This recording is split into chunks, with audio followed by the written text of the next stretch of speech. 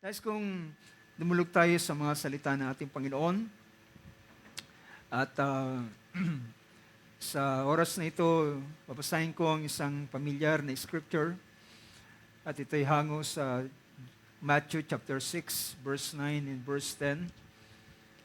At nais kong magtalakay ng isang kaisipan na may kinalaman sa bahaging ito. Sa verse 9, ito'y pattern ng prayer ng ating Panginoon. Ito'y nabanggit din sa Luke chapter 11. At ang mga alagad sa Luke chapter 11 ay nagtatanong sila, sabi nila sa Panginoon, turuan mo kami na manalangin. At ang ating Panginoon ay nagbigay ng ganitong pattern. In Matthew chapter 6 naman, ay sabi ng ating Panginoon sa ganitong pangungusap sa verse 9, pray then in this way. Pray then in this way, our Father who is in heaven, hallowed be your name, your kingdom come, your will be done on earth as it is in heaven. Praise God. Na lahat na magsabing amen. Praise God. Mga kapatay, sa oras na ito, magandang umaga sa bawat isa. Pagbati sa pangalan ng ating Panginoong Hesus. Sa Kanya ang buong kapurihan, buong karangalan, kaluwalhatian, at lubos sa pagpapasalamat sa lahat ng Kanyang gawa sa bawat isa sa atin. Yan ba ang ating nasa puso, mga kapatid? Na ang buong kapurihan ay ibibigay natin sa ating Panginoon at sa bawat panahon ng ating buhay, tayo ay nagpapasalamat at yan ang kalooban ng Diyos. Ang book of First Thessalonians ay nagsasabing, in everything, give thanks for it is the will of the Father. This the will of God para sa bawat isa sa atin.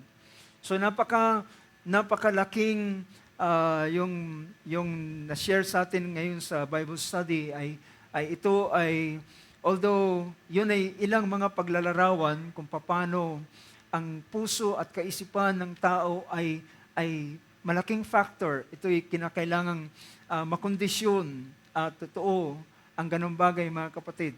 Ngunit lahat ng iyon ay may mga, sabihin natin, mga pangkaraniwang bagay na nangyayari. Pero merong itong sa kabilang bahagi at ito ay ang kalalagayan ng isang taong sumasampalataya sa ating Panginoon.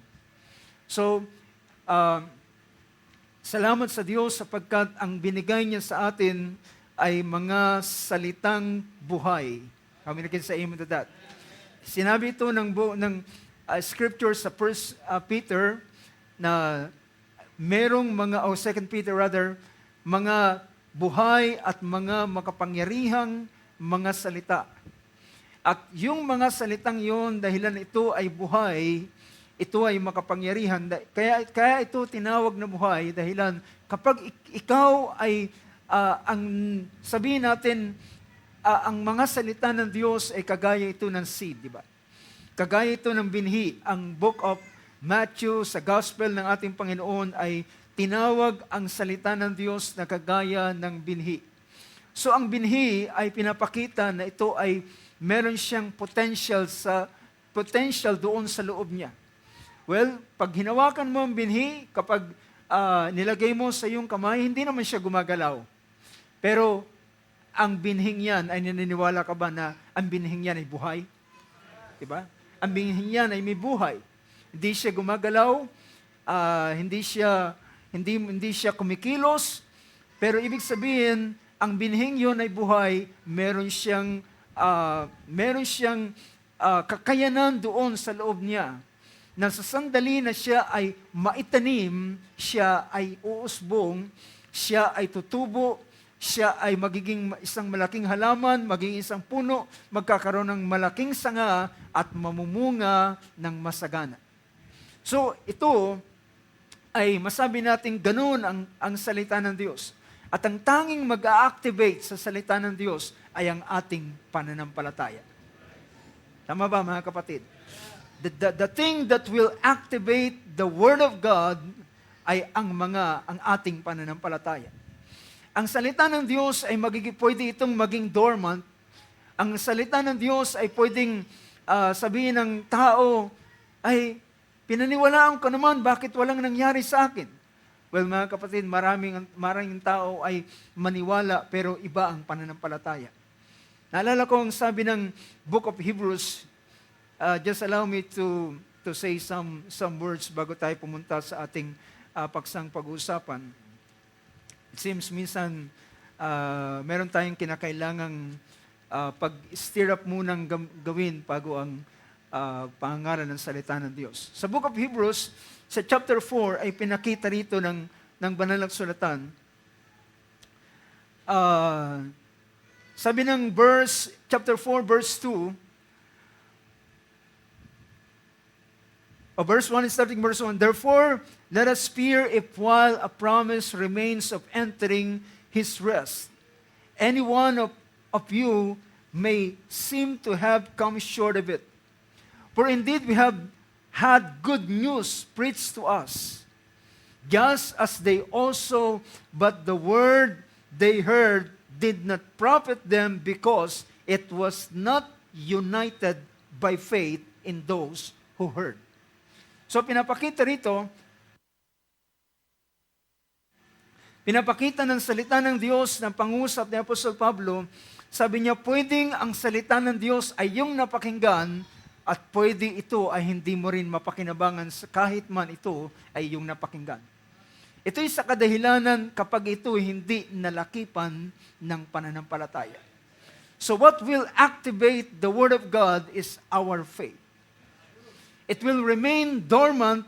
Ang salita ng Diyos, it will remain as Word. Mananatili itong salita, mananatili itong nariyan, hindi mo yan maranasan until such time na ikaw ay sampalatayanan mo ang bagay niya. At kung hindi mo yan sa sampalatayanan, it will remain the same word. Pero merong mga tao, mga kapatid, na nakaranas ng mga salita ng Diyos. At sila ay makakapagpatutuo at alam kong bawat isa atin ay nakaranas, meron tayong karanasan sa mga salita ng Diyos. At tayo ay tinatawag tayong mananampalataya, but alam nyo ba, sometimes ang mga mananampalataya ay nasusumpungan pa rin sila sa kawalan ng pananampalataya. So it doesn't mean na ang isang tao ay mananampalataya ay hindi na siya makakaroon ng unbelief, o hindi na siya magkakaroon ng... Ito'y sa kadahilanan na, o minsan ginamit ng ating Panginoon, ang mga alagad ay mga follower of Christ, mga tagasunod ni Kristo. But sometimes, ang sabi ng Panginoon sa kanila, bakit hindi namin ito mapaalis ang demon spirit sa taong ito, sa batang ito? Ang sabi ng Panginoon, because of your unbelief. Well, tayo ay mananampalataya, but there are some area in our life na hindi natin mai-apply ang pananampalataya. At yun ang bagay, mga kapatid. Kaya yan ang dahilan kung bakit sa bawat salita ng Diyos ay dapat nating i-apply ang pananampalataya. Hindi naman ito kayang ma-comprehend ng ating kaisipan, hindi man ito kayang maarok ng ating mga pag-iisip. Well, ito ay salita ng Diyos. I-treat natin ang salita ng Diyos na ito ay kanyang salita at ito ay ating maranasan sa ating buhay. Praise God. Now, sa sandaling ito, mga kapatid, ay nais kong i-share sa inyo ang isang paksa. At last Friday evening, ay nagkaroon tayo ng ating Friday devotion. At meron tayong bagay na pinag-usapan. And usually, ay I prepare na sa bawat Friday devotion natin ay magtalakay tayo ng mga paksa na may kinalaman sa pananalangin. At kung titingnan natin, mga kapatid, ang banal na kasulatan, ay napakaraming mga paksa na may kinalaman sa panalangin. Dahilan, ang buhay ng isang Kristiyano ay kaakibat dito ang pananalangin. Amen ka sa amen to that. Kaakibat o kasama sa buhay ng isang mananampalataya ang buhay pananalangin. Alisin mo ang pananalangin sa buhay ng isang tao. Sabi ng isang kasabihan, a prayerless, o sabi pa ng ating kapatid, a prayerless Christian is a powerless Christian. So, 7 days without prayer, it makes 1 week. So, ang pinapakita ron, ang isang tao na walang panalangin sa loob ng 7 araw, hindi ito bubuo ng 1 linggo, kundi siya ay magiging isang mahinang Kristiyano. Kristiyano siya, mananampalataya siya, pero siya ay isang maging mahinang Kristiyano. Alam niyo ba mga kapatid na ang ating naniniwala tayo sa tinatawag na relationship, di ba? But subukan ninyo ang isang relationship without communication. What will happen to that relationship? What will happen to a certain relationship na without communication? Especially kapag sila ay nasa yung tinatawag na long distance relationship. Kapag nawala ang communication dyan, well, eventually, ang relation ay mamamatay. At alam niyo ba mga kapatid na ganoon ang buhay natin without prayer? Our prayer is a way of our communication sa Diyos na ating pinaglilingkuran.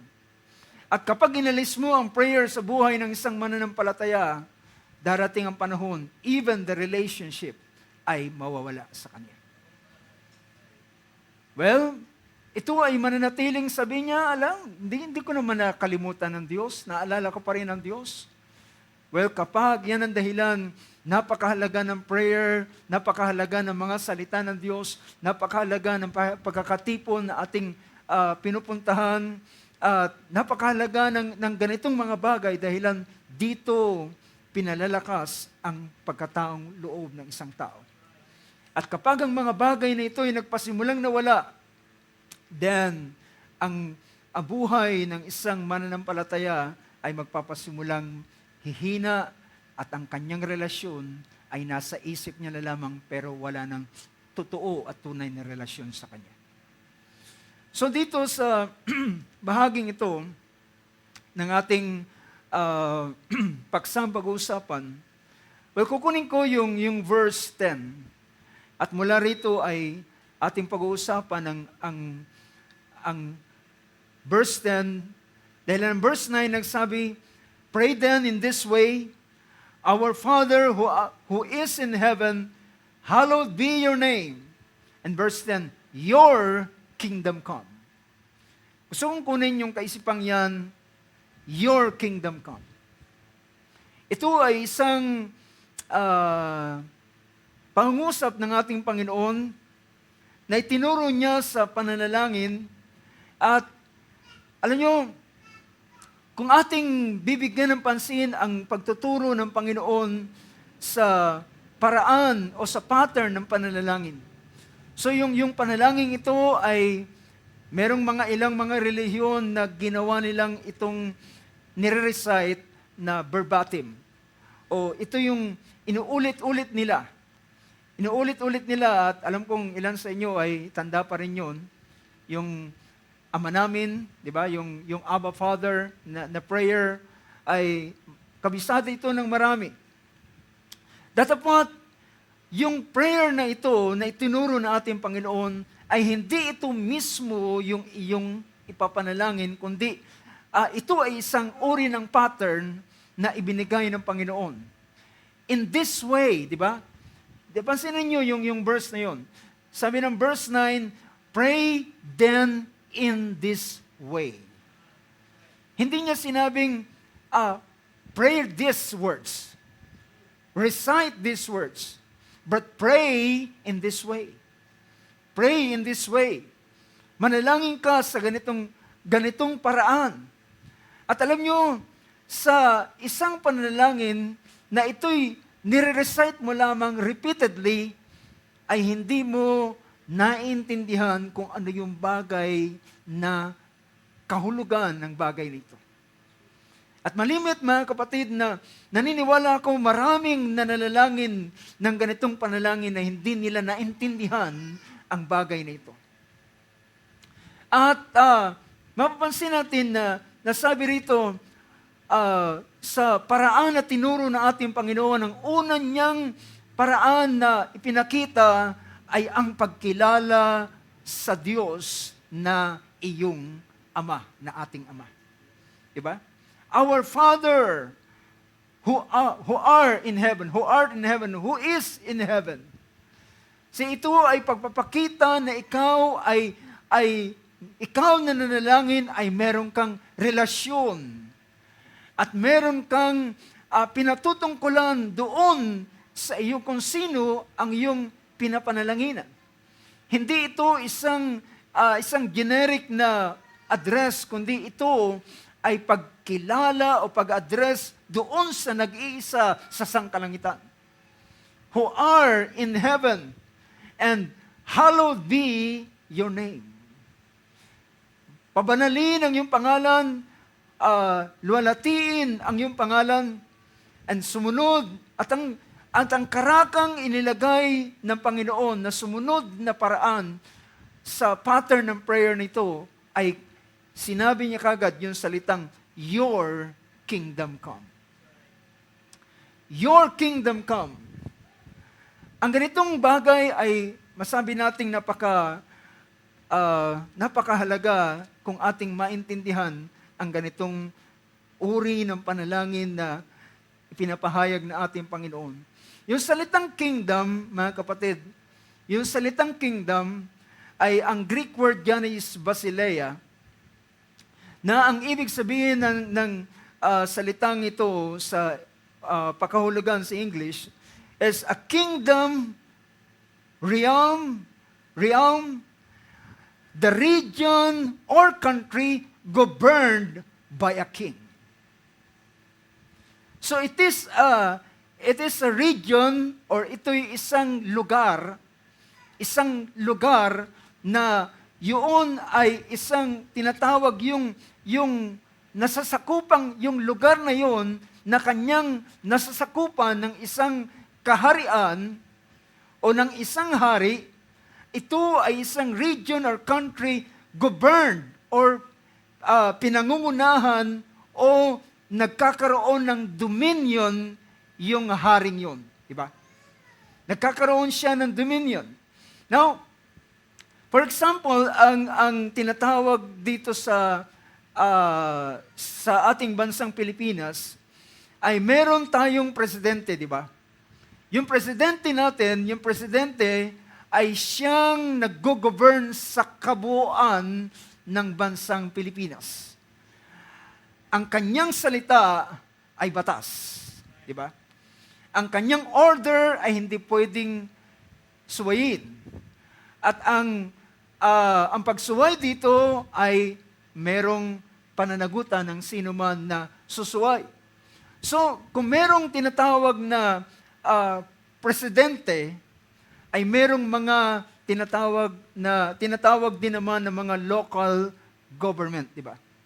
So, mula sa presidente, merong vice-presidente, merong yung house, yung upper and lower house, ang Senate at ang Congress. But merong mga tinatawag na mga LGU, yung local government. At yung local government na ito ay sila yung mga sumasakop. For example, sa isang probinsya ay sinasakop siya ng isang gobernador, di ba? At yung yung congressman naman ay meron siyang 3 distritong hawak-hawak na nasasakupan. At ang isang mayor ay sinasakop niya naman yung isang syudad. Diba? So, yung ganitong idea,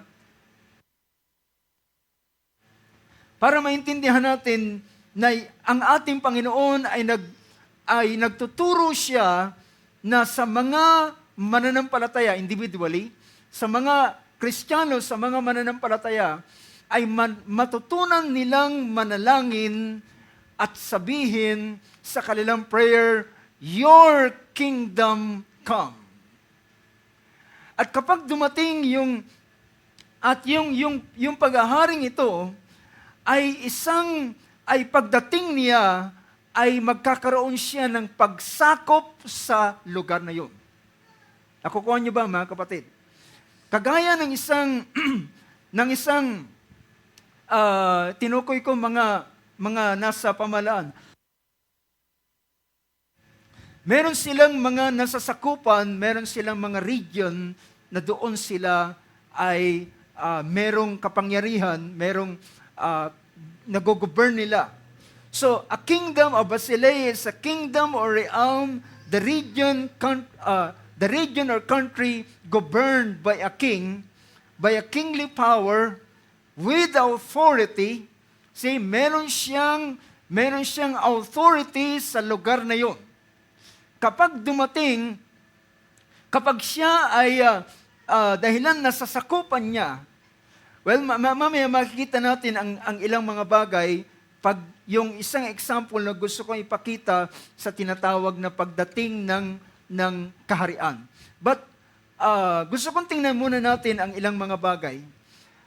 Pansinin ninyo ang creation ng Panginoon sa tao. Nang ang tao ay create ng Diyos sa chapter 1 ng Book of Genesis. Sa chapter 1 ng Book of Genesis ay pinakita roon na lalangin natin ang tao ayon sa ating wangis at ating larawan. At sabi ng sumunod na talata sa verse 27, nilikha ng Diyos ang tao sa kanyang sariling wangis at sa kanyang sariling larawan. At sabi rito, and verse 28, sabi ng verse 28, and God blessed them, and God said to them, be fruitful and multiply and fill the earth and subdue it and rule over the fish of the sea, over the birds of the sky, over every living thing that moves on the earth. So alam nyo ba na ang purpose ng Diyos sa tao na kanyang lilikhain ay magkaroon siya ng dominion. Diba? Magkaroon siya ng dominion. Well, yung dominion ito ay papakita natin na kung yung sumunod na pangusap dito ay pinakita yung verse 28. And God blessed them, and God said to them, be fruitful and multiply and fill the earth. So yung sila ay dumami at sila ay punuin nila ang buong kalupaan.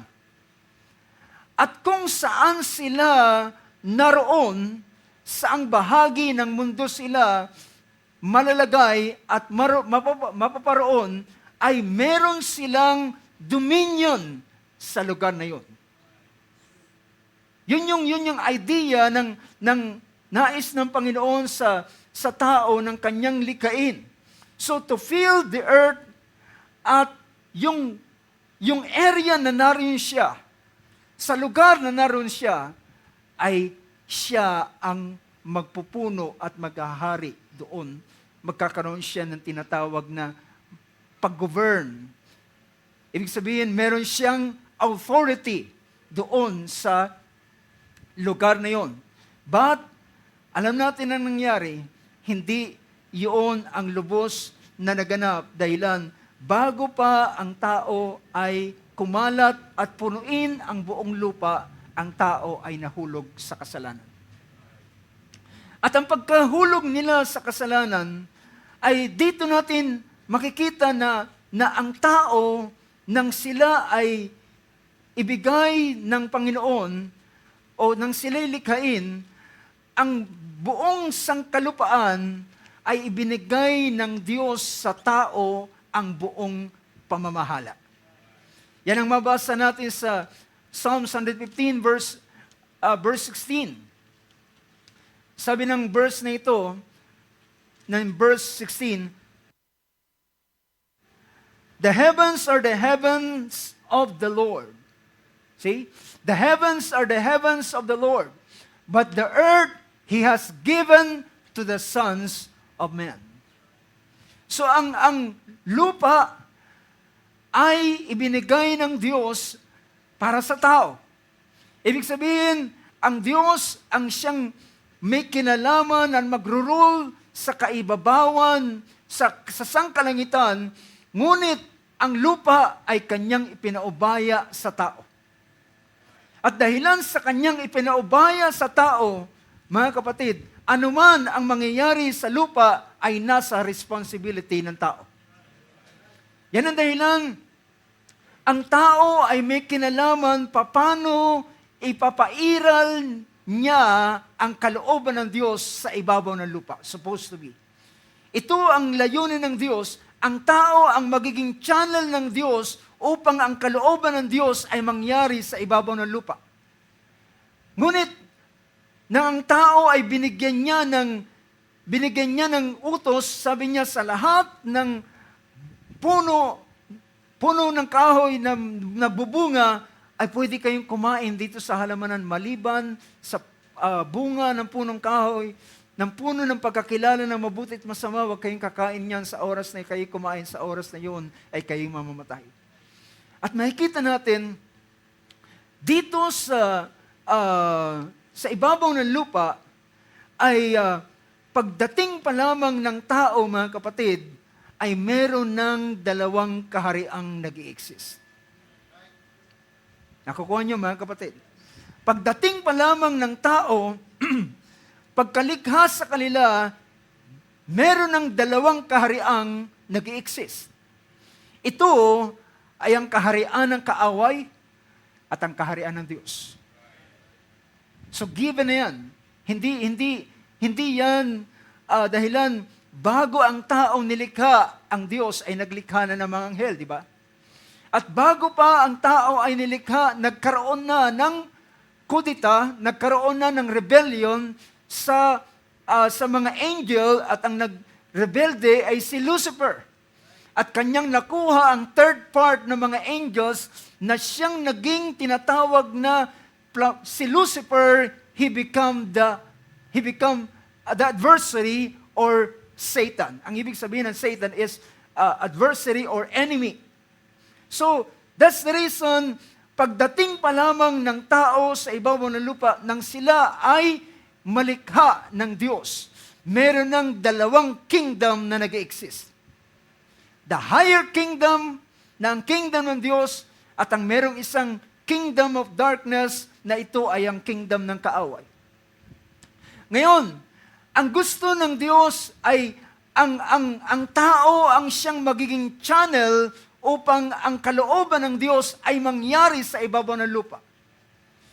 Ito'y kagaya ng, ang tao ay kagaya sila ng colony, di ba? Di ba yung colony? Kapag ang isang kaharian dati ay ang Great Britain ay marami silang mga colony, lahat ng gusto ng Britanya ay umiiral sa lahat ng mga bansa na nasa ilalim ng kanilang, na sila ay mga kolonya. So, ganun ang nangyayari. Ganun ang idea ng tinatawag na kaisipan ng Diyos, na ang tao is supposed to be, ang tao ang siyang magiging channel ng Diyos para gawin ang kanyang kalooban dito sa ibabaw ng lupa. Lamang sa pagkakataon, sa sumunod na pagkakataon ay hindi ang tao ay nabigo sila. Nabigo siya na sila ay manatili, kundi sila'y nahulog sa pagkakasala, at ang naging napairal nila, instead na kalooban ng Diyos, ang napairal nila dito sa ibabaw ng lupa ay ang kalooban ng kaaway. Anong sabi ng Romans chapter 5 verse 12? Romans chapter 5 verse 12, anong sabi riyan?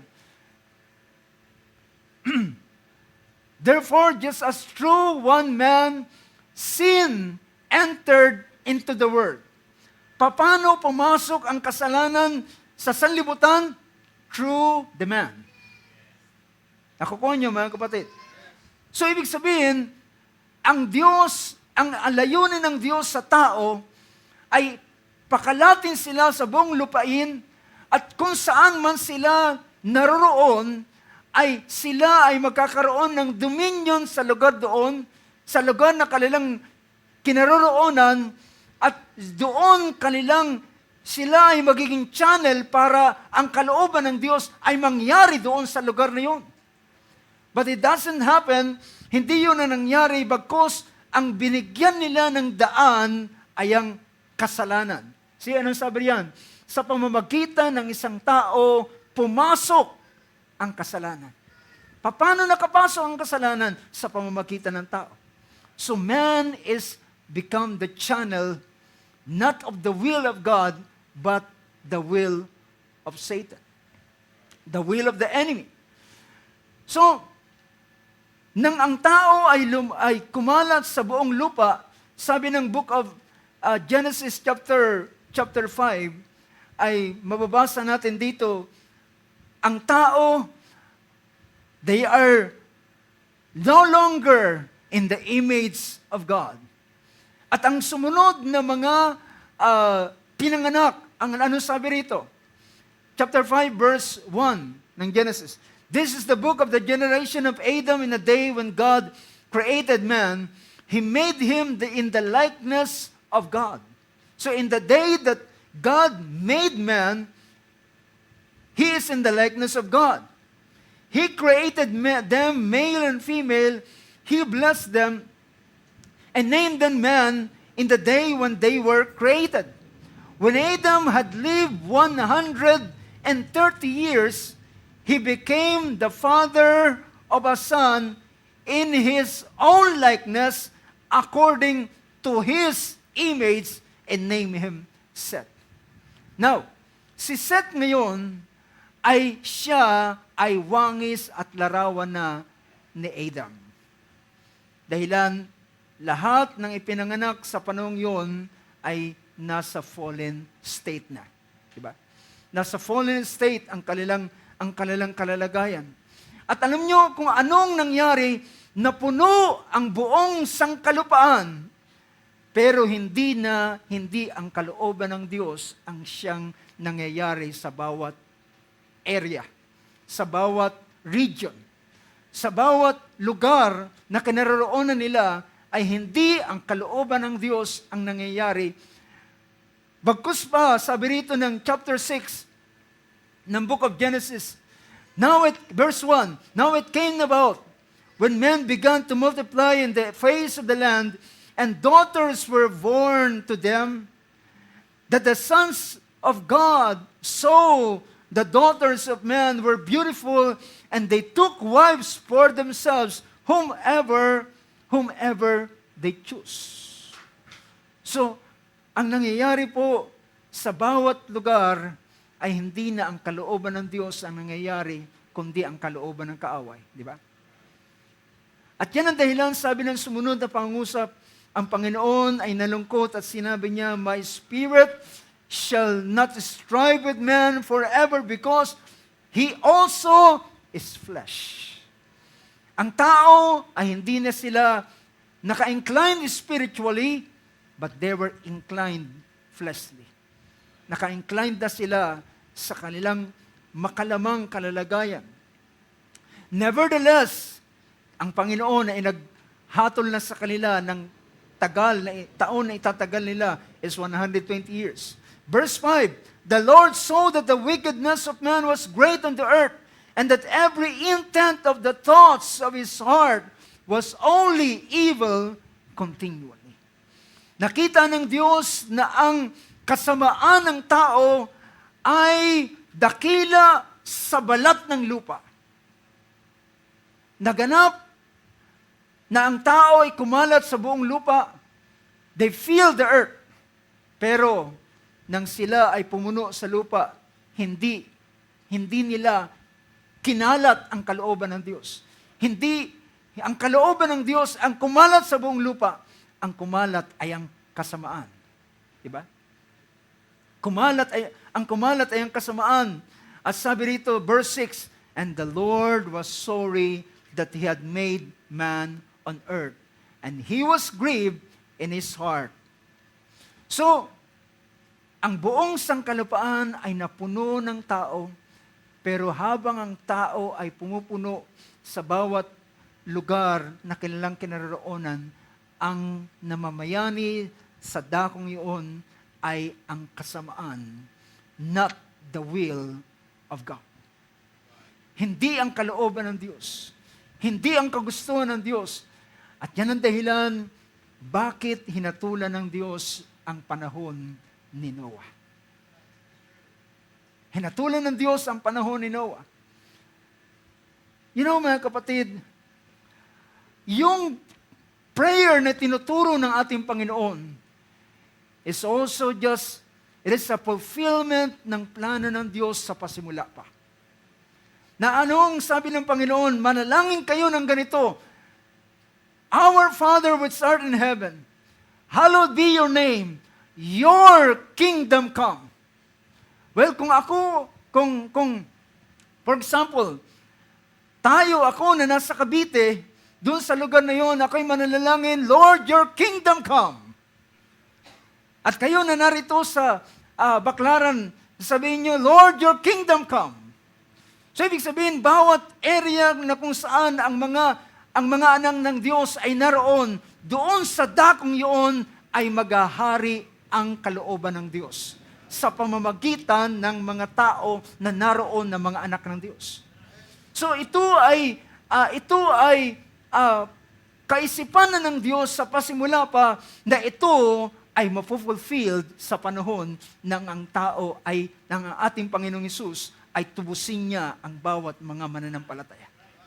See, yung redemption na yun, they fell, nahulog ang tao sa kanilang dapat na kalalagayan, ngunit sila ang bawat isa atin, and that's the reason tayo ay nakaranas ng katubusan ng ating Panginoong Hesus.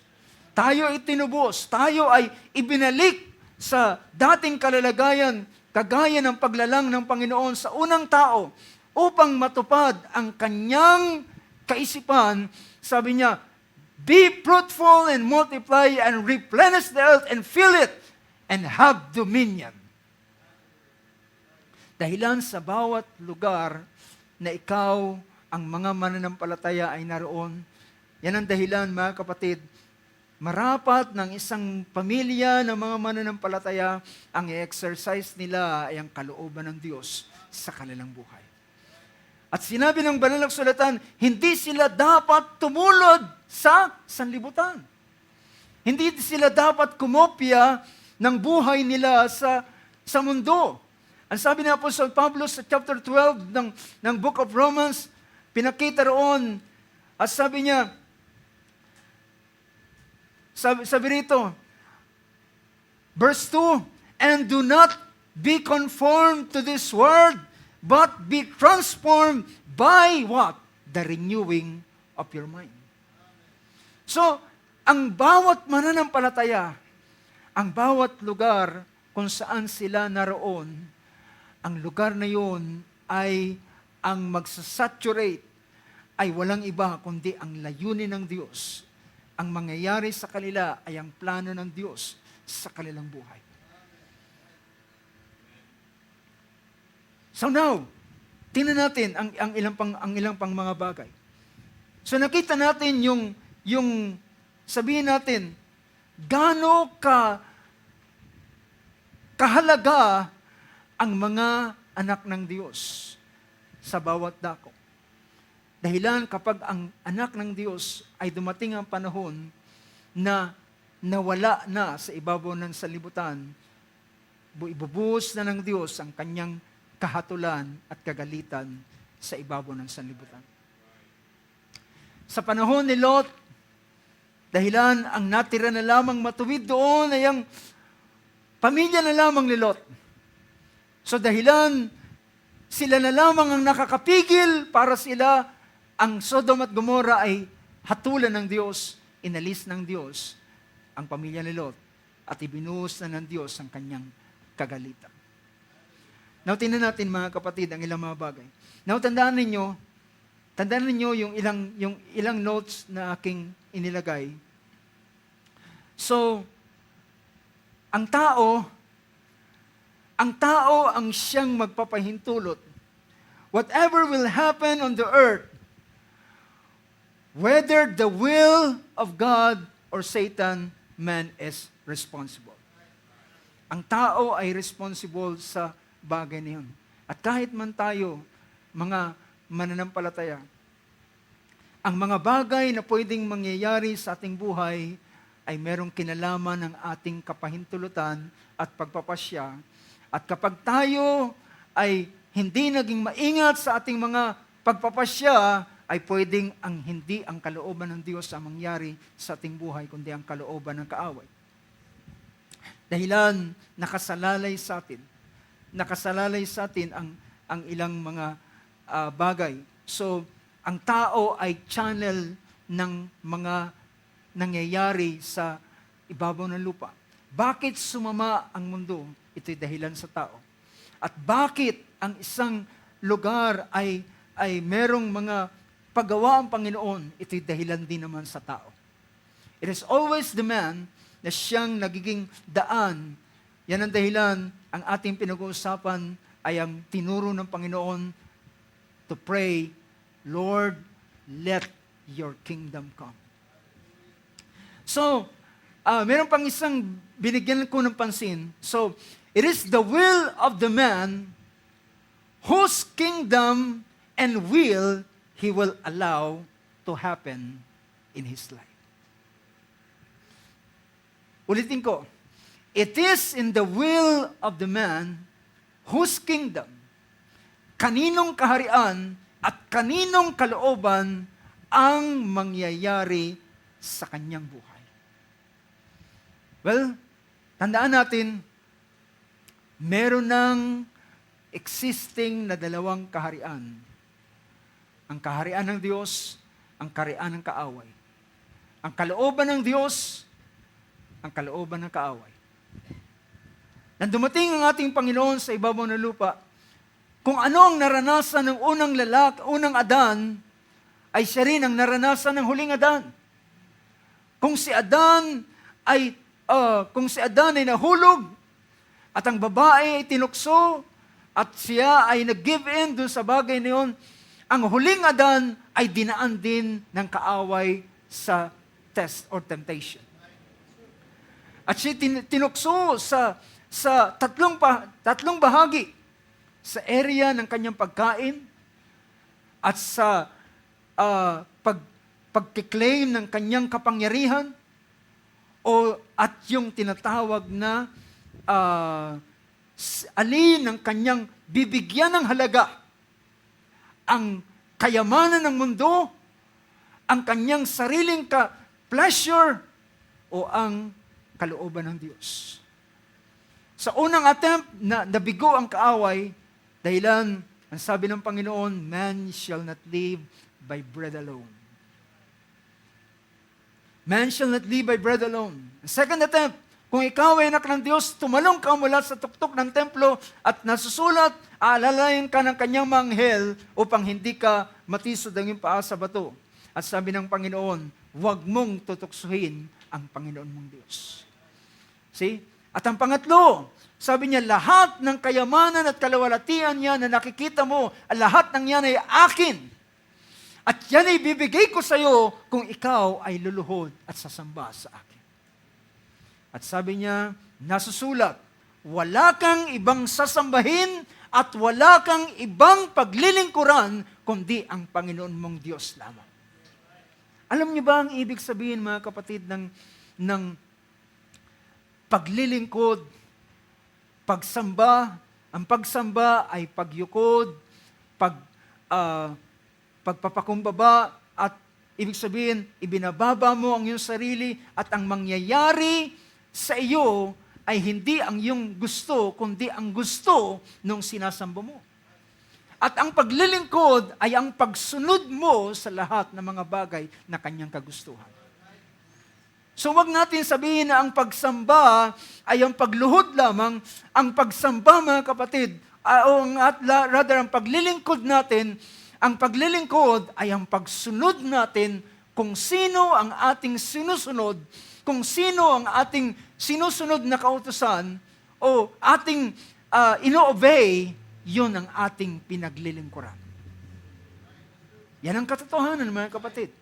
Kung saan mo pinapasakop ang iyong sarili, kung saan ka sumusunod, ikaw ay alipin nung iyong sinusundan. Sinusunod. Yung sabi ng Book of Romans, So pinapakita rito, ang tao ay siyang magiging channel o daan anong kingdom ang iiral sa kanyang buhay.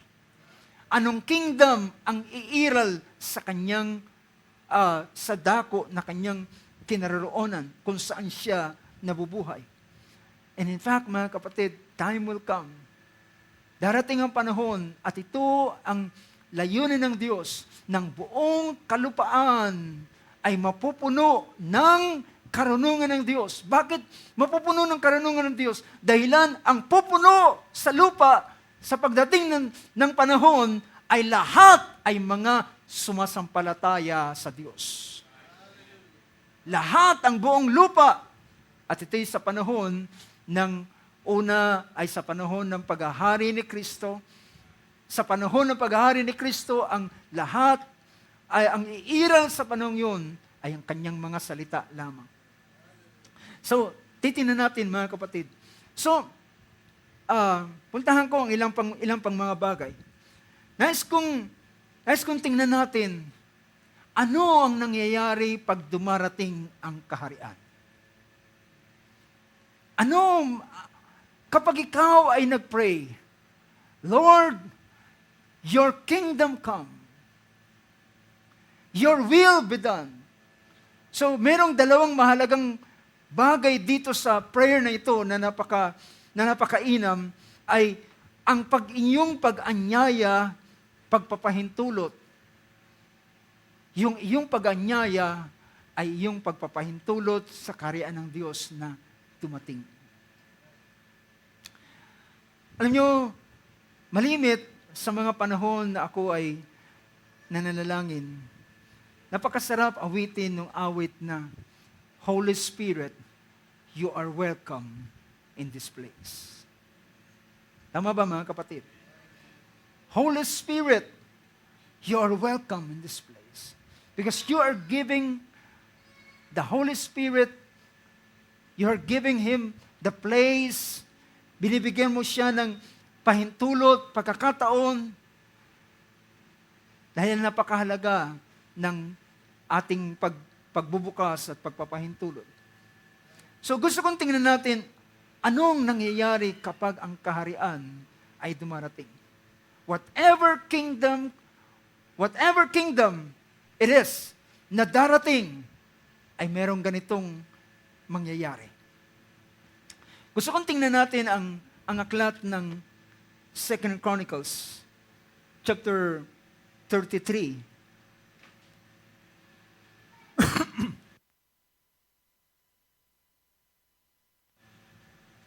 Sabi rito sa chapter 33, verse 10 and verse 11.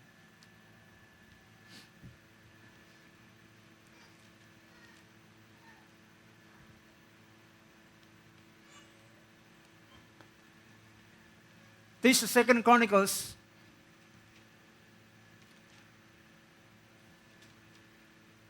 verse 10. The Lord spoke to Manasseh. Si Manasseh ay isa sa mga hari sa panahon. Sabi rito, the Lord spoke to Manasseh and his people, but they paid no attention. Ngunit, hindi sila nagbigay ng pansin sa pangusap ng Panginoon. And then what happened? Therefore, the Lord brought the commanders of the army of the king of Assyria. So, tingnan natin, si Manasseh ay isa sa, sabi natin, isang hari sa panahong yun, dahilan sabi ng mga naunang talata, sabi rito ng verse 8, and I will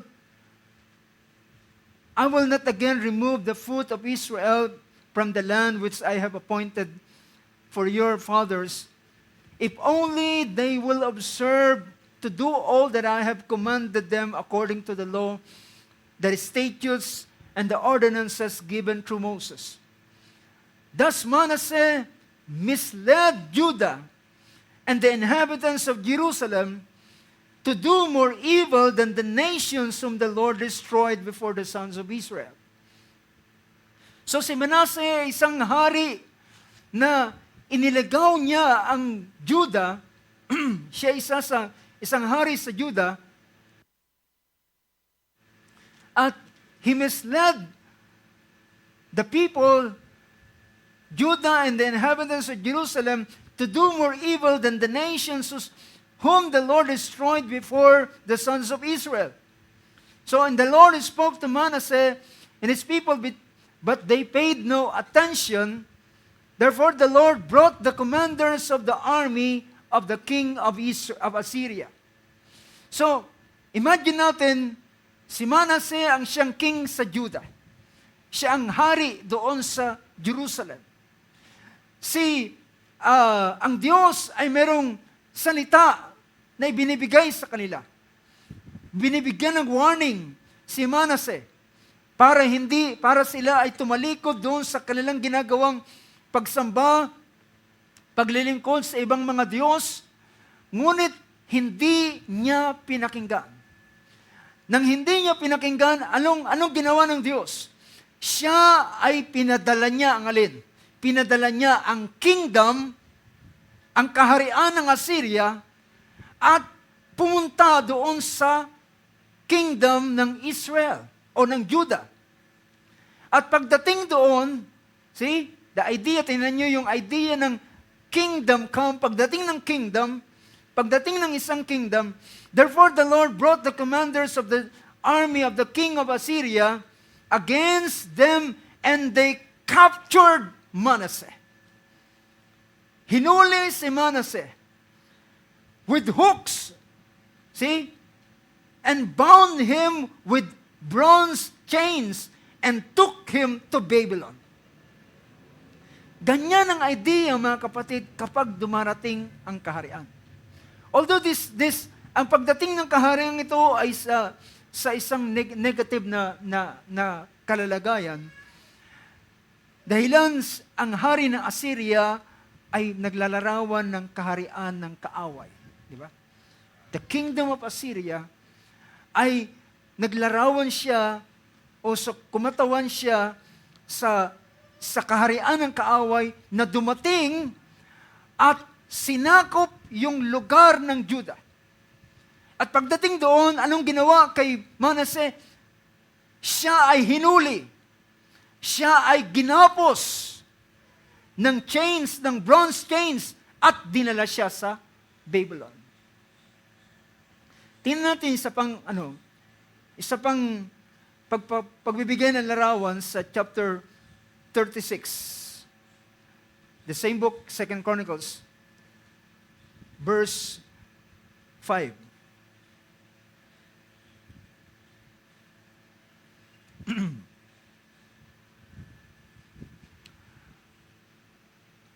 Kung ating babasahin from verse 1, then the people of the land took Joahaz, the son of Josiah, and made him king in the place of his father in Jerusalem. Well, si Josiah ay isang King Josiah, napakainam na hari, nakagaya na David. Pero yung pumalit sa kanya ng kanyang mga anak ay hindi naging katulad niya. So Joahaz was 23 years old when he became king, and he reigned 3 months in Jerusalem. Then the king of Egypt, si King Necho ng Egypt, the king of Egypt deposed him at Jerusalem. So inalis siya sa kanyang pagiging hari. And imposed on the land a fine of 100 talents of silver and 1 talent of gold. Now, ang idea, mga kapatid, kapag dumarating ang kaharian, ay sinasakop yung kaharian na kanyang dinaratnan. Diba? Yun ang idea ng kingdom. Ang idea ng kingdom ay pagsakop. Sasakupin niya yung kaharian na kanyang dinatnan. iko-conquer niya yung kaharian na kanyang dinatnan. So ang nangyari doon sa kay Manase, nang dumating ang kingdom ng Assyria, sinakop siya, kinaptured siya, hinuli siya. Siya ay dinala, ginapos siya, dinala siya doon sa Babylon. Dito naman sa panahon ni Joash, ay dinethrone siya, dinepose siya, at naglagay ng fine. Ibig sabihin, naglagay sila ng batas na kinakailangang magmulta o magbigay ng tribute ang Juda sa kanila. So ito yung mga bagay na nangyayari kapag ang kingdom ay dumarating, sinasakop, at walang nagagawa yung kaharian na kanyang dinaratnan, at siya ay naging sunod-sunuran doon sa kingdom na sumasakop sa kanya. Do you get the idea, mga kapatid? Yung salitang kingdom come, pagdating ng kingdom ay, sabi rito, so, pagdating doon, nawala si Joahaz sa kanyang pwesto bilang king, at siya'y pinalitan ng iba, at nagbigay pa sila ng fine para pagmumulta o tribute na kailangan nilang ibigay. The king of Egypt made Eliakim. So, yung kapatid ni Joahaz ang inilagay na bilang hari. So, yung kaharian, kapag ito'y dumarating, walang nagagawa kung ano ang gusto ng kingdom na yun na dumating, na sumakop, sunod-sunuran sila. Just take that idea. His brother king over Judah and Jerusalem and changed his name. May kapangyarihan siyang magbago ng pangalan. Pinalitan ng pangalan ni Eliakim from Eliakim to Jehoiakim. Yan, nakita niyo idea kanina ng nangyari ng sinakop ng kingdom ni Nebuchadnezzar ang Israel, ang Judah. They taken captive sila Daniel, kasama sila Azariah, sila yung mga tatlong magkakaibigan, yung mga noble, mga nasa line ng king, mga nasa linya ng paghahari, mga royal blood, at dinala sila doon saan? Sa Babylon. Dahilan, merong kingdom na dumating, merong kingdom na sumakop sa kanila, at wala silang magawa. Sila'y sunod-sunuran lamang doon sa kingdom na dumating na sumakop sa kanila. At anong ginawa kay Daniel? Pinalitan siya ng pangalang Belshazzar. Yung tatlong magkakaibigan, pinalitan ng Shadrach, Meshach, at Abednego. So, ganon ang idea kapag dumarating ang kingdom, sinasakop niya ang isang kingdom at walang magawa ang kingdom na yon, kundi maging sunod-sunuran dun sa kingdom na dumating. Jehoiakim was 25 years old when he became king, and he reigned 11 years in Jerusalem, and he did evil in the sight of the Lord his God. At ito yung sumunod na nangyari sa panahon, yung nangyari sa Nebuchadnezzar, sa panahon ni Nebuchadnezzar. Nebuchadnezzar, king of Babylon, came up against him. Said, dumating ngayon yung kingdom ng Babylon. At sinakop yung Israel, yung Jerusalem, at sabi rito, came up against him and bound him. Kapag ang kaharian ay dumarating, yung kaharian na kanyang dinadatnan ay ginagapos niya. Diba?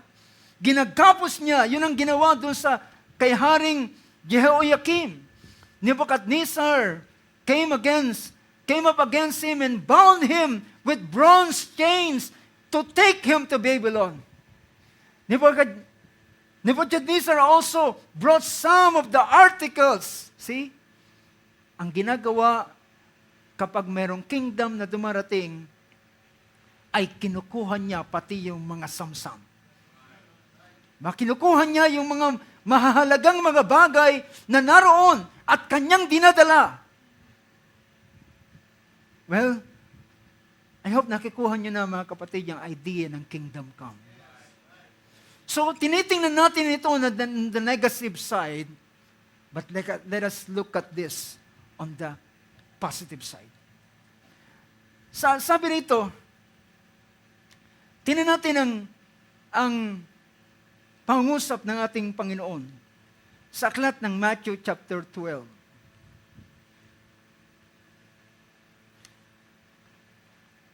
Matthew chapter 12. Can we say praise the Lord? Praise the Lord. Sabi rito ng chapter 12 ng book of Matthew, verse 22.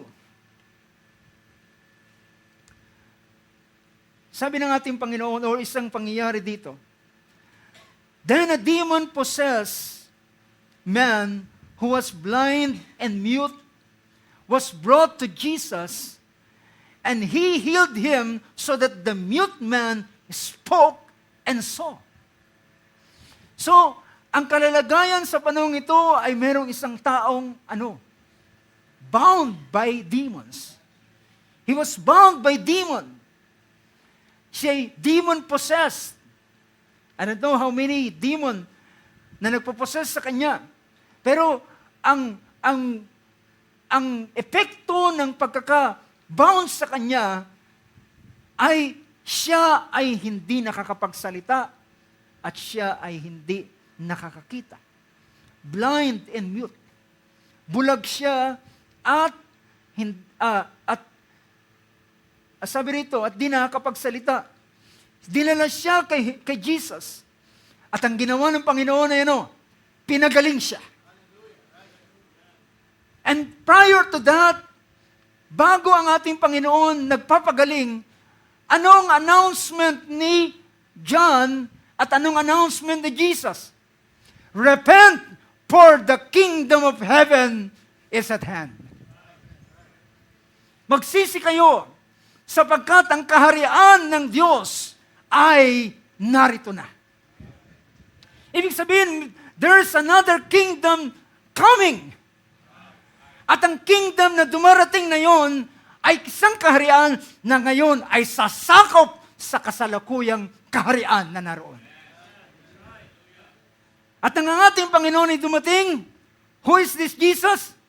The King of that kingdom. Amen? He is the King of that kingdom. He is the King of the kingdom of God. At nang siya'y dumating, hallelujah, at ang nangyari, sabi niya, doon sa isang lalaking demon-possessed, pinalayas niya ang demon at kanyang pinagaling. Ano pat nang lumayas ang demon, siya ay nakakita at siya ay nakapagsalita. Why? Because the kingdom, another kingdom has come. Dumating ang panibagong kaharian. But when the Pharisees heard this, they said, this man casts out demons only by Beelzebub, the ruler of the demons.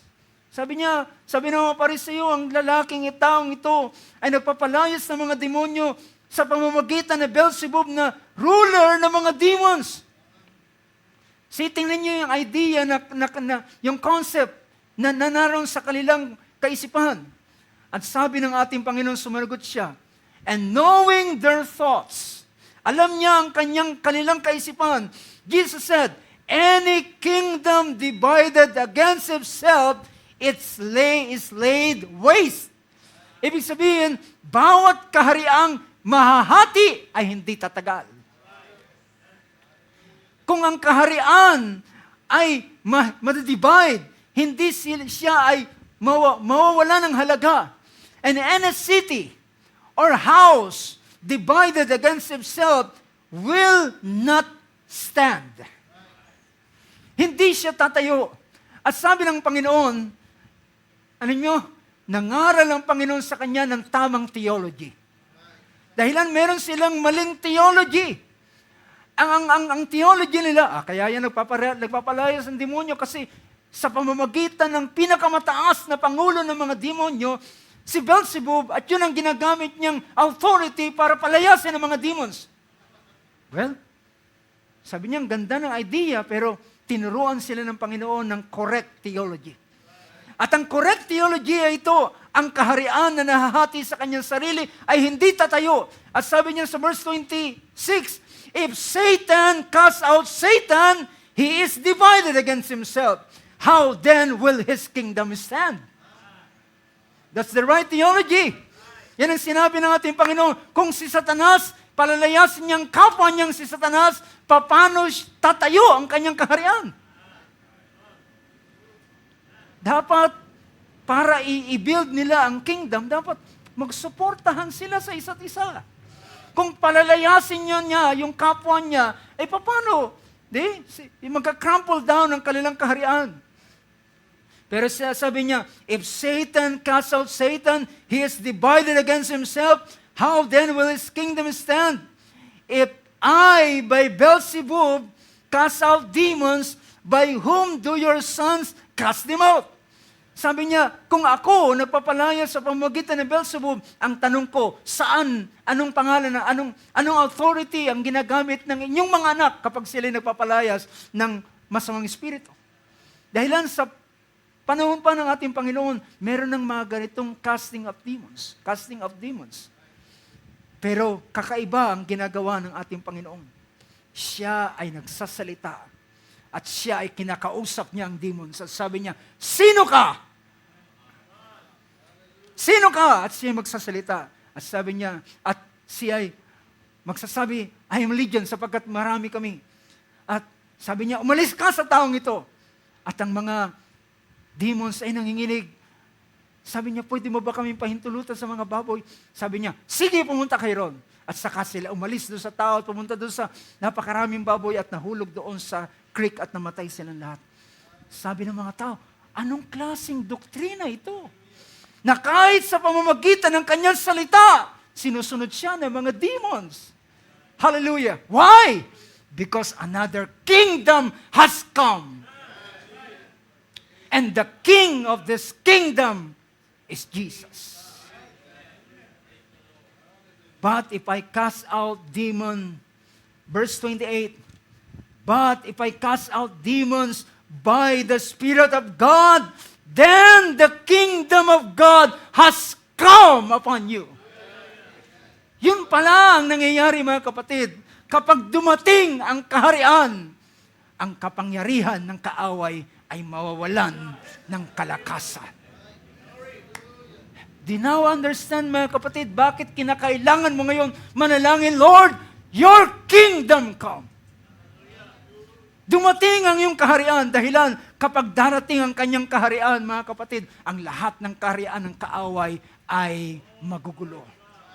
Hindi makakatagal, hindi kayang tumayo sa kaharian, dahilan mas makapangyarihan ang kaharian ito. Kaysa doon sa kasalukuyang kaharian. Anong ginawa? Dahilan ibinigay ng Diyos si Manasseh, ibinigay ng Diyos si Jehoiakim. Wala silang nagawa kundi gapusin. Dalhin doon sa Babylon. Palitan ang kanilang pangalan. Maglagay ng fine. Ganun ang nangyayari, mga kapatid, kapag ang kingdom ay dumarating.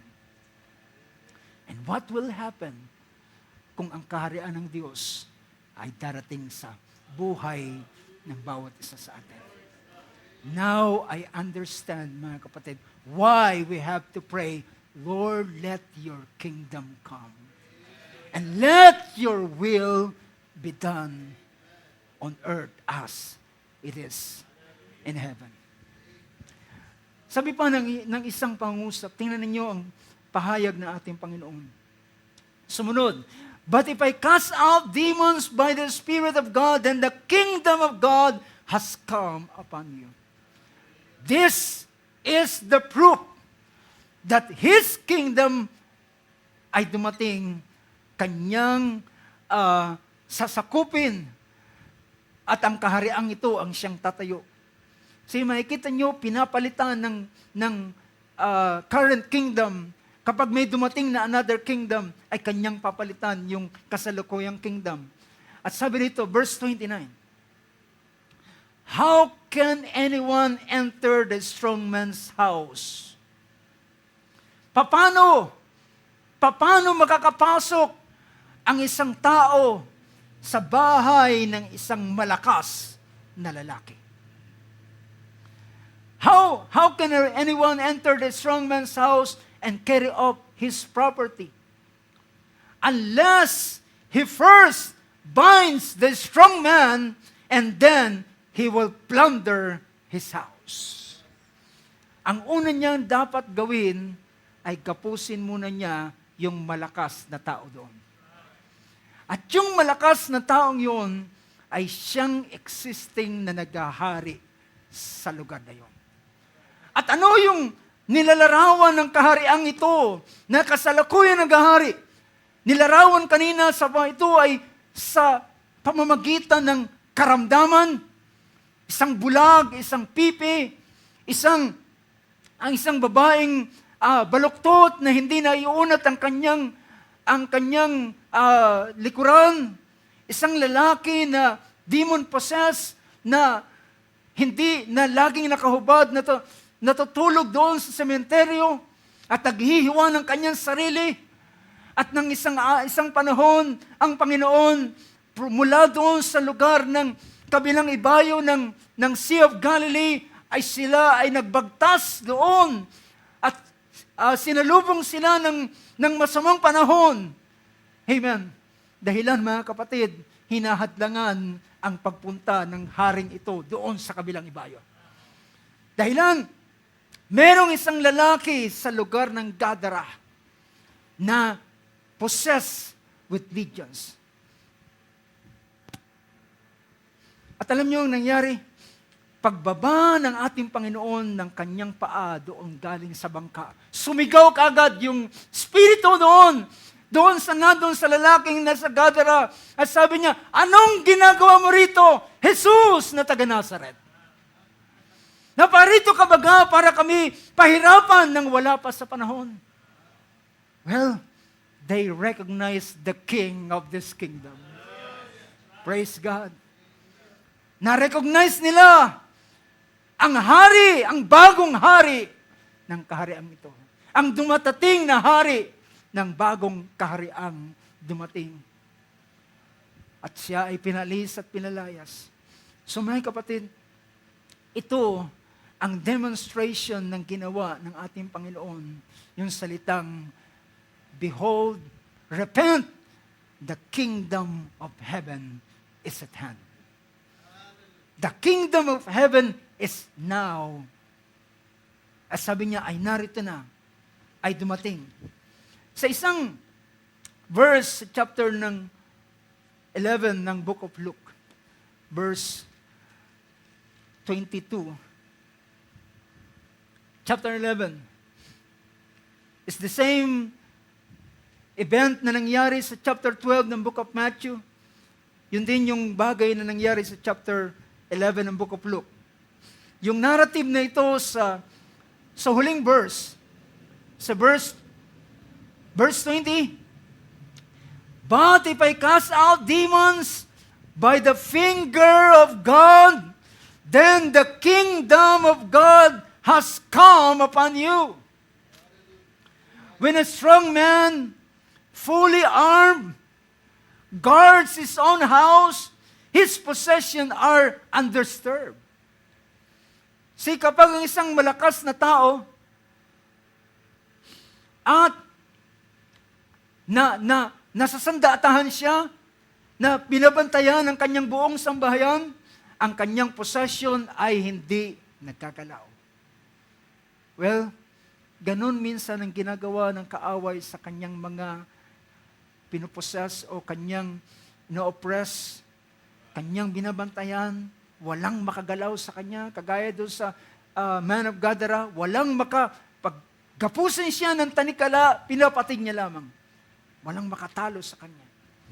Dahilan, hallelujah, isa ay ibang authority ng demon na ito. Pero sabi rito, but when someone is stronger than he attacks him and overpowers him, he takes away from him all his armor on which he had relied and distributes his plunder. Now, makikita natin, ganito ang ginawa ng ating Panginoon Dahilan ang kaharian ay dumating at ang haring ito na dumating. At para malubos niya na masakop ang lahat ng kaharian, ng kaaway sa buong sanlibutan, meron siyang kinakailangan gawin at ito ay ang kinakailangan niyang kamatayang pagdaanan. Pero pagkatapos niyang mamatay, now tingnan muna natin ang chapter 12 ng Book of John, verse 31. It is the night before His crucifixion, 12:31 ng Book of John. Sabi ng verse 31, verse 30, Jesus answered and said, This voice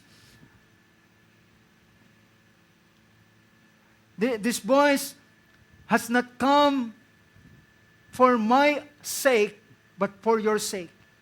Verse 31, Now, judgment is upon this world. Judgment is upon this world. And now, kapag sinabi ng Panginoon, ngayon, ang tinutukoy niya ay ngayon. Nung oras na yun, nung panahong yun, sa panahon ng kanyang crucifixion, ay doon hahatulan ang ruler of this world. Now, the ruler of this world will be cast out. Because another kingdom has come. Another kingdom has come. Nakikita natin itong ginawa ng ating Panginoon. And after the crucifixion, and when He was resurrected, ano sabi niya sa book of Matthew chapter 28? Now, all power has given unto me. All power in heaven and in earth is in my hand. Tingnan natin sa verse 19. Sabi dito, verse 18, And Jesus came up and spoke to them, saying, All authority has been given to me in heaven and on earth. Naibigay na sa Kanya ang buong authority. Now, mga kapatid, sa ganitong bagay, ngayon, pagkatapos na ibigay sa Kanya ang kaharian, after His resurrection, pinuntahan niya ang Kanyang mga alagad, pinuntahan niya ang mga disciples. At sabi niya, kung paano ako ay binibigyan ng kaharian, binigyan ng anuman ng kaharian, gayon din naman, pinagkakalooban ko kayo sa kaharian ng kaharian. At nagpasimula ang mga alagad. Now, pansinin ninyo, mayroong isang pangyayari sa banal na kasulatan. Prior doon sa pangyayari ito sa Mark chapter, yan natin, it's Mark chapter 9. Sa Mark chapter 9, Mark chapter 9,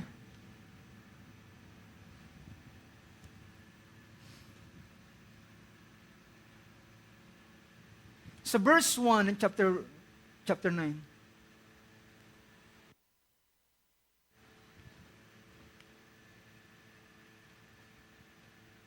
Sabi ng verse na ito, verse 1, And Jesus was saying to them, Truly I say to you, there are some of those who are standing here who will not taste death until they see the kingdom of God after it has come with power.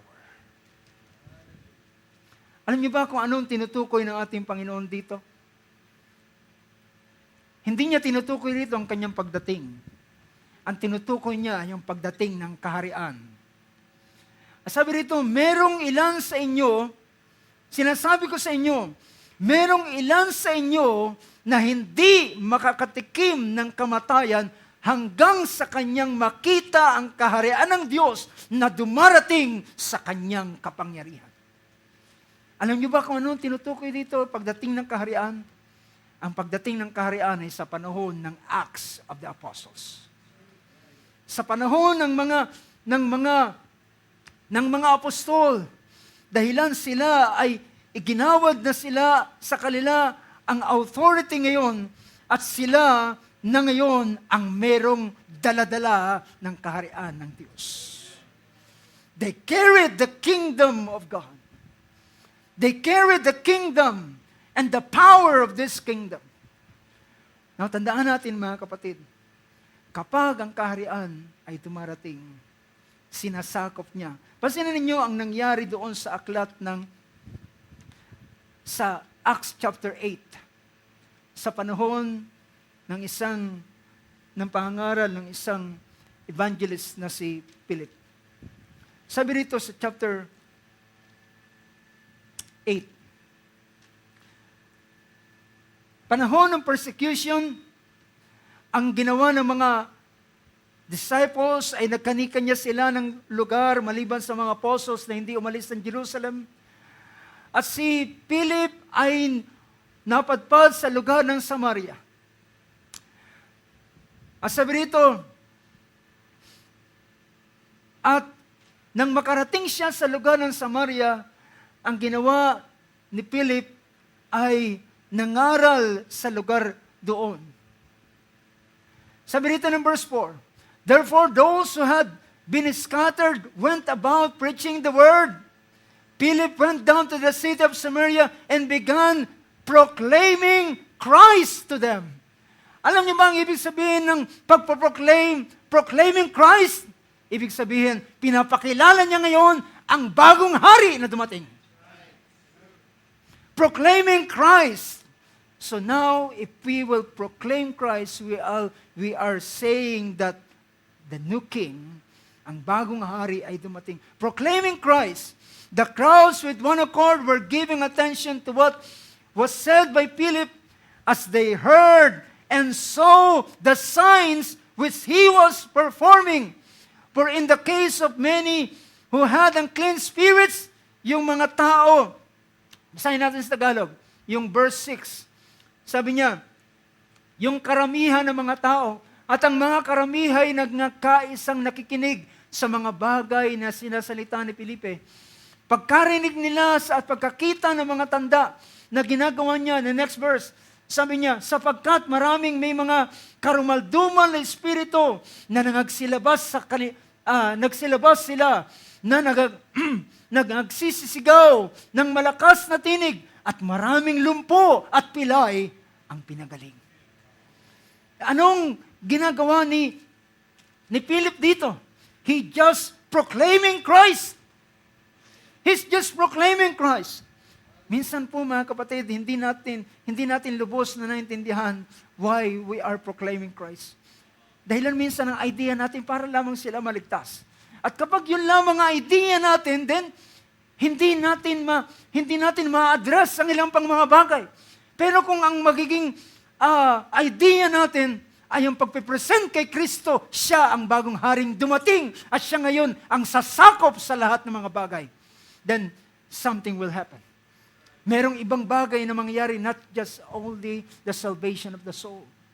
Kundi, sabi rito, sapagkat marami na mga masamang espiritu na lumalabas, sumisigaw ng malakas sa tinig, may mga paralitiko na pinagaling, may mga lumpo na gumaling, at ang buong lugar, so there was much rejoicing in the city. Merong dakilang kagalakan. Bakit dumating ang kaharian ng Diyos at sinakop ang lugar na yon at pinalaya sila sa dating kaharian na sumasakop sa kanila. Now mga kapatid, kung titingnan natin ang verse 12 and verse 13. But when they believed Philip proclaiming the good news about what? The kingdom of God and the name of Jesus Christ. I hope mga kapatid, maging iba na ang dating sa atin ngayon ng kaharian ng Diyos at ng pangalan ng ating Panginoon. dahilan ng kaharian ng Diyos ay pagdating ng kaharian, pagdating ng bagong kaharian upang sakupin ang kasalukuyang kaharian at ang hari at ang pangalan niya ay si Jesus. Proclaiming or about the kingdom of God in the name of Jesus Christ, they were being baptized, men and women alike. Even Simon himself believed, and after being baptized, he continued on with Philip, and as he observed signs and great miracles taking place, he was constantly amazed.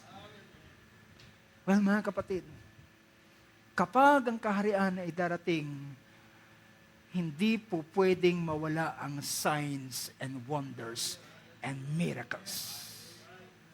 Are you convinced, brothers and sisters? Ulitin ko, mga kapatid, kapag darating ang kanyang kaharian, imposibleng walang signs and wonders. Imposibleng walang himala. Imposibleng walang miracles. Sapagkat ang haring ito is God of the miracles. Now, mga kapatid, ngayon, alam niyo na ang idea kapag ikaw ay mananalangin. At sabihin mo, Lord, your kingdom come. At anuman ang iyong sitwasyon na iyong kinaroroonan, if God's kingdom will come, He will take over every situation. At kanyang sasakupin, hallelujah, meron tayong bagay na makikita. I hope, mga kapatid, ang ganitong pagkakilala sa kaharian ng Diyos. At bakit ang ating Panginoon ay nagturo ng ganitong prayer? Your kingdom come. Your will be done on earth as it is in heaven. Alam natin, mga kapatid, kalooban ng Diyos ang kagalingan sa karamdaman. Kalooban ng Diyos na ang bawat tao na pinapahirapan ng kaaway ay sila ay makalaya sa kapangyarihan ng Diyos. At ito ay sa pamamagitan ng pagdating ng kanyang kaharian. So let's all pray, brothers and sisters. Tayo manalangin, O Panginoon, dalhin mo ang iyong kaharian. Dumating ang iyong paghahari. At doon sa pagdating ng hari, merong manifest presence na madidisplay. Mga kapatid, kahit anong tingin ko sa banal na kasulatan, sa tuwing iugnay ang salitang the kingdom of God, ay laging merong kapangyarihang nade-demonstrate. Hindi maaaring walang kapangyarihang made-demonstrate kapag ang kaharian ng Diyos. Now, tingnan natin. 1 Corinthians chapter 4, verse 20. Anong sabi rito? Sabi riyan, for the kingdom of God does not consist in words. Ang kaharian ng Diyos ay hindi lamang puro salita. How many can say amen to that? Ang kaharian ng Diyos ay hindi lamang puro pangangaral, mga kapatid. Puro salita, puro pangako. Ang kaharian ng Diyos is both words and power. The kingdom of God does not consist in words. I hope ang bawat isa sa atin ay akayin ng Panginoon sa pagkauhaw sa kanyang kaharian na dumating. Chapter 6 niya ay tinuturo ang pattern ng prayer na ito. Pray in this manner. Our Father who art in heaven, hallowed be your name. Your kingdom come, your will be done. Chapter 6, verse 9 and verse 10. At pagdating ng verse 33, but seek ye first His kingdom. Seek ye first His kingdom, and all these things shall be added unto you. Ang context ng chapter 6 is the kingdom of God. At ang pagdating ng kaharian. O mga kapatid, nauuhaw ako sa pagdating ng kaharian ng Diyos. Hallelujah. Nais kong makita ang pagdating ng kanyang kaharian. Particular sa lugar kung saan tayo naroroon. Kung saan ka naroon, ikaw ay manalangin, Lord, your kingdom come. At kung ang bawat lugar ay merong mga anak ng Diyos, at sila'y mananalangin, your kingdom come, ang bawat lugar ay magkakaroon, hallelujah, ng paghahari ng kalooban ng Diyos ang mamamayani. Ang will ng Diyos, see, ang will ng isang hari na sumasakop, yung kanyang gusto siyang nangyayari. Yung gusto ni Nebuchadnezzar, yun ang nangyari. Gusto niya na i-educate ang mga galing sa Babylon. 3 years at after that ay paharapin sila, bigyan sila ng mga pagkain. Pero mga kapatid, si Daniel ay meron siyang kinikilalang kaharian na mas mataas kaysa sa kaharian ng Babylon. Meron siyang mas kinikilalang ibang hari at ang kinikilala niya ay ang Diyos. He disobeyed this king and obeyed the King of Kings. Ilan sa kanila, alam niyo mga kapatid, ang purpose ng Diyos sa mga anak ng Diyos, sa lugar na sila ay dadalhin ng Panginoon, i-impact nila ang lugar na yon ng kapangyarihan ng Diyos. And that's what happened to Daniel and to all his friends. Pagdating sa Babylon, mga kapatid, they turn Babylon upside down. Amen. Ang namayagpag, ang namayani, ang nakilala sa lugar ng Babylon is not just Nebuchadnezzar. Because even Nebuchadnezzar bowed to this king. Kahit si Nebuchadnezzar ay lumuhod sa haring ito. Dahil isang araw, hindi niya na kayang tagalan ang paghahari ng haring ito. In his boasting, siya ay binagsak ng hari ng mga hari. Dahilan bilang hari ay dapat siyang magpa-subject sa hari ng mga hari. At chapter 4 ng book of Daniel, 7 years siyang naging parang hayop, kumain ng damo, natulog sa labas, inuulanan, inaarawan, humaba ang balahibo, humaba ang kuko, naging parang hayop. But at the end of 7 years, tiningala niya ang kanyang ulo, kinilala niya ang hari ng mga hari. And then siya ay bumalik sa kanyang katinuan. Mga kapatid, what is this kind of kingdom? Ang kahariang ito ay napaka-makapangyarihan. Dito natin maintindihan ang sinabi ng ating Panginoon, quoting by the lips of Paul, every knee shall bow, and every tongue shall confess that Jesus is Lord. Jesus is the King for the glory of the Father. Nais kong tumayo ang bawat isa sa atin sa oras na ito, mga kapatid. Hallelujah. Awitin natin ang isang awit. His kingdom, tama ba yun? Amen. Praise God. Masaya ba tayo, mga kapatid? Tapos na ang panahon ng paghahari.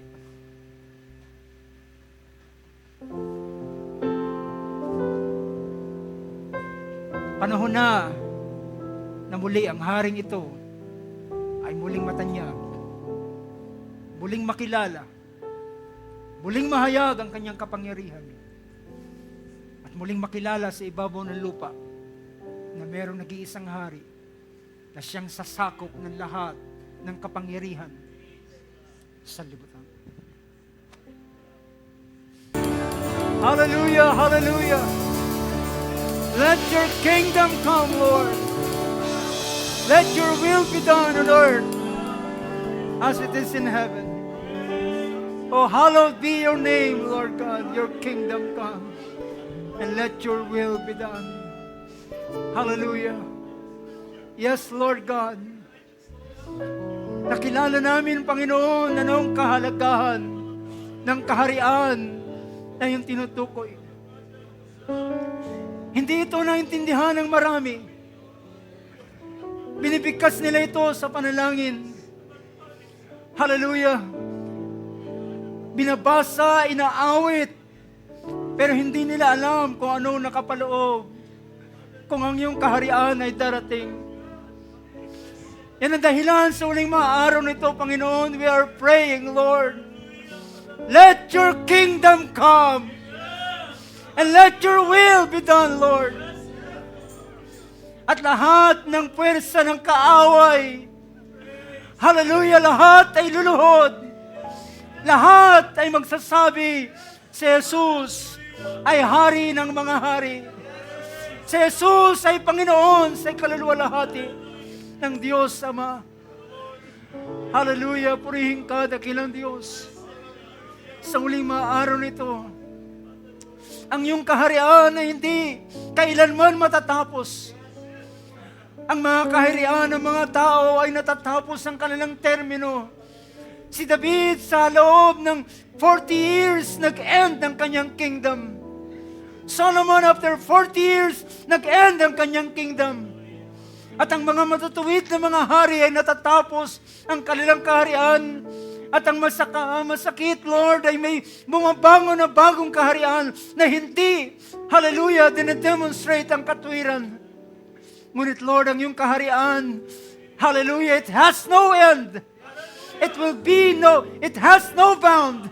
Wala itong hangganan. Hindi ito kumikilala ng boundary. Hallelujah, ito'y walang sukat. Hallelujah, walang anumang malakas na puwersa ang kayang tumayo sa iyong kapangyarihan, sa iyong kaharian, Panginoon. Lahat ng tuhod ay luluhod, lahat ng dila ay magsasabi at kikilala, O Panginoon, ang isang haring makapangyarihan, isang haring sumakop ng buong sanlibutan ng mga makapangyarihang hari. Isang araw ang haring si Nabucodonosor ay niluhod ang kanyang tuhod at kinilala ang nag-iisang hari ng mga hari at pinasakop ang kanyang buhay. Hallelujah! Na siya ay hindi hari na pwedeng tumagal na makapangyarihan. Hallelujah! Lahat ng bagay na kanyang tinatamasa, ito'y bigay lamang at kaloob lamang ng haring ng mga hari. Hallelujah! Na nagpahintulot sa kanya ng ilang panahon sa kanyang buhay. O dakilang Diyos, purihin ka sa oras na ito. Hallelujah! Kami ay dumudulog sa panalangin sa oras na ito, Panginoon. Alam mo ang aming kalalagayan sa uling araw na ito, Ama. Alam mo, Diyos, ang mga sitwasyon ng iyong mga anak. Alam mo ang mga karamdaman na gumagkapos. Hallelujah, sa bawat isa. Hallelujah, sa iyong na sila ay nasa loob ng iyong katawan. Sila ay mga nasa iyong katawan. But Lord God, sila ay nakakaranas ng ilang mga bagay. Ngunit Panginoon Diyos, hallelujah, we're praying, Lord, let your kingdom come. At kapag ang iyong kaharian ay dumating, ikaw ang siyang sasakop. Hallelujah, walang sino man, O Diyos, na kayang tumayo sa iyo, Panginoon. Ang makapal na muog ng Jericho ay bumagsak dahilan dumating, hallelujah, ang hari ng mga hari. Hallelujah, purihin ka, O Diyos. Amang banal, dalangin namin ang mga salitang ito ay mag-iwan, hallelujah, ng isang malinaw na pananaw ng bawat isa sa amin sa iyong kaharian sa uling maaraw nito. At kung kami man ay mananalangin, Panginoon, we know why we're praying in this manner, Lord God. Bakit kami nananalangin sa ganitong paraan? Dahilan nais mong i-impact ang bawat lugar na kung saan kami naroon. Ang bawat pamilya, ang bawat sambahayan, ay ikaw ang iyong kaharian ang siyang mangyayari, Panginoon Diyos. Lord, matutuhan ang bawat isa ng mga anak mo, O Diyos, na sila'y manalangin, bawat ama at ina ng tahanan ay manalangin na sila'y hilingin, Panginoon, ng iyong kaharian ay sumakop sa bawat sambahayan, bawat pamilya, bawat tahanan, bawat mag-anak, Panginoon, ay sakupin, hallelujah, ng kahariang ito. At ang mamamayani ay hindi ang kalooban ng kaaway.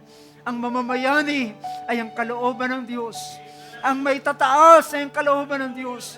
Hallelujah. At di kami mag-entertain ng anumang mga bagay ng kaaway, Panginoon, kundi aming i-entertain lamang at aming i-manifest ay walang iba kundi ang iyong kalooban lamang sa aming buhay, Panginoon Diyos.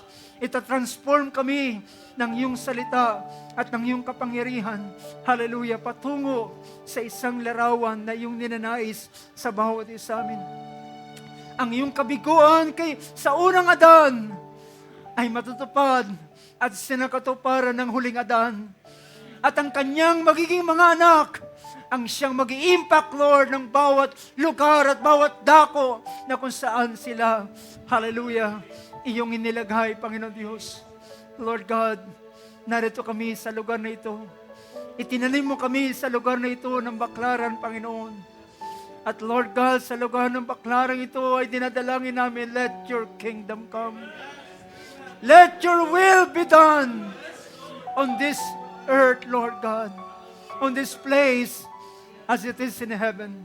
Kung ano ang nasa plano mo sa iyong kaisipan, ay siya mong papangyarihin sa lugar na ito. Lord, impact this place, Lord God. Impact this place, Lord. Hallelujah, magpalitaw ka ng iyong mga anak na lalaki at babae sa dakong ito, Panginoon. At bayaan mong i-display, ang walang ibang i-display, Lord, ay ang iyong, sa iyong salitang kalooban, ang iyong katangian, ang iyong character. Hallelujah, ang iyong kalooban ang siyang madidisplay sa buhay ng bawat isa na iyong mga anak. Hallelujah, sa dako ito. Kung kami man ay nasa lugar ng Cavite, Panginoon, Lord, bayaan ang lugar naming kinaroroonan ay may impact, Lord, sa pamamagitan ng iyong mga anak sa dakong iyon, Panginoon. Hallelujah, at ang walang ibang maghari at mamayani, kundi ang iyong kalooban, hindi ang kalooban ng kaaway. Aming tanggihan ang lahat ng kalooban ng kaaway. Aming reject, O Lord God, ang lahat ng nais ng kaaway sa aming buhay. At ang tanging mamayani at mangyari lamang sa aming mga buhay ay ang iyong kalooban. And let your kingdom come, Lord. Hallelujah, sa buhay ng bawat isa. Panginoon, maraming salamat sa iyong mga salita.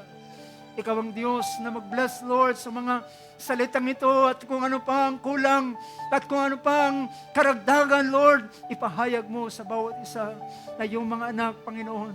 Pero Lord God, hallelujah, isang malinaw na mensaheng yung binibigay sa amin na kapag ang iyong kaharian ay dumating, sasakupin mo ang kaharian na sumasakop sa kasalukuyan. Hallelujah. At Lord God, ikaw ang siyang mamamayani at maghahari. Puring ka, O Diyos, sa oras ito. Nais namin balik sa iyo ang buong karangalan, buong pagpapasalamat at buong pagdakila. At ang aming buhay ay aming tinatagubilin sa iyo. Hallelujah. Para sa kapurihan ng pangalan ng aming Panginoong Kristo Jesus. Hallelujah, hallelujah. Wonderful name of Jesus. Wonderful name. Thank the Lord God. Hallelujah.